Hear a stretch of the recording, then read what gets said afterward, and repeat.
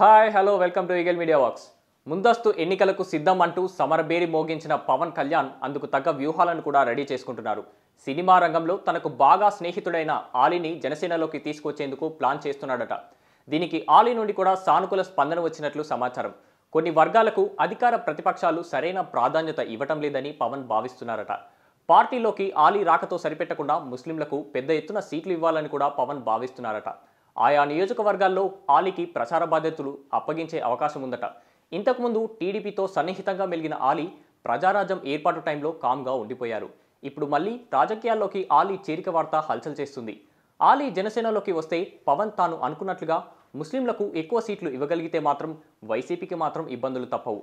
AP రాజకీయాల్లో సుదీర్ఘకాలం కాంగ్రెస్కు ఓటు బ్యాంకుగా ఉన్న ముస్లింస్ రాష్ట్ర విభజన తర్వాత వైసీపీ వైపు మొగ్గు చూపారు. కానీ తదనంతర పరిణామాలతో పార్టీకి మద్దతు విషయంలో కొంత మార్పు వచ్చినప్పటికీ మెజార్టీ మాత్రం వైసీపీనే సమర్థిస్తున్నారు.